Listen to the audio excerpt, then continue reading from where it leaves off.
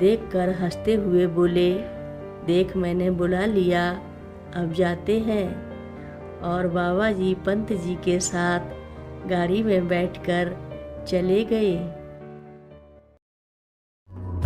मंदाकिनी सलिल चंदन चर्चिताय नंदीश्वर प्रमथनाथ महेश्वराय मंदार पुष्प बहु पुष्प सुपूजिताय तस्मै मकाराय नमः शिवाय।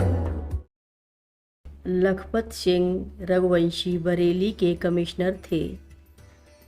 उनके प्रोस्टेट ग्लैंड का ऑपरेशन होना था। इस ऑपरेशन से वे बहुत ही भयभीत थे। रात भर सो नहीं पाते थे। बस बिस्तर पर पड़े पड़े बाबा जी को याद कर रहे थे।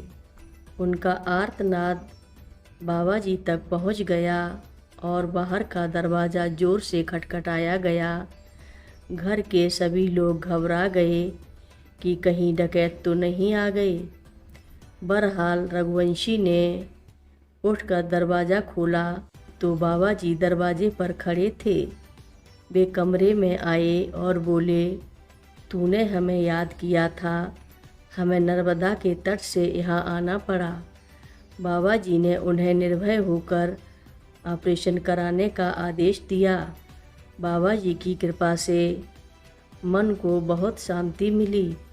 ऑपरेशन सफल हुआ और वे रोग मुक्त हो गए। एक बार करवीर बाबा जी के मुंह लगे थे। 1945 में जब उनके पिताजी का तबादला आगरा से लखनऊ हो गया और वे परिवार सहित लखनऊ कानपुर मार्ग पर रहने लगे, तो बाबा जी एक दिन उनके घर पधारे। बाबा जी ने करणवीर से कहा, तू जा गोविंद बल्लभ पंत मुख्यमंत्री को बुला लिया, कहना बाबा जी ने बुलाया है। अब वे पहले वाले पंत जी नहीं हैं, उत्तर प्रदेश के मुख्यमंत्री हैं। उनसे मिलना आसान काम है क्या? करणवीर ने कहा। बाबा जी ने कहा, तू उसके घर में घुसते चले जाना और कह देना बाबा जी बुला रहे हैं।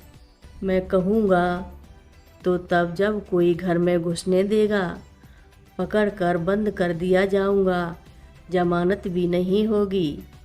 तू चला जा, कोई तुझे नहीं रोकेगा। जब करणवीर जाने को तैयार नहीं हुआ तो बाबा जी ने फिर से पूछा, तू नहीं जाएगा? करणवीर चुप रहे। मत जा, हम उसे यहीं बुला लेंगे, बाबा जी ने कहा। आधा घंटा तक इधर उधर की बातें होती रहीं। फिर बाबा जी ने कहा, चल सड़क पर टहलेंगे। दोनों लोग सड़क पर आ गए। 2-4 मिनट ही बीते होंगे कि सामने से पंत जी की कार आती दिखाई दी। पंत जी बाबा जी को प्रणाम करने के लिए गाड़ी से उतरने लगे, पर बाबा जी ने उतरने नहीं दिया। फिर बाबा जी पंत जी की गाड़ी में बैठ गए। करणवीर की तरफ देखकर हंसते हुए बोले, देख मैंने बुला लिया, अब जाते हैं। और बाबा जी पंत जी के साथ गाड़ी में बैठकर चले गए। हर रोज़ महाराज जी की कथाएं सुनने के लिए रक्षा सूत्र चैनल को सब्सक्राइब करें, शेयर करें और लाइक करें। घंटी बजाना ना भूलें। कमेंट बॉक्स में लिख भेजें, जय नीव करोरी बाबा जी महाराज। बोलो नीव करोरी बाबा जी महाराज की जय बोलो।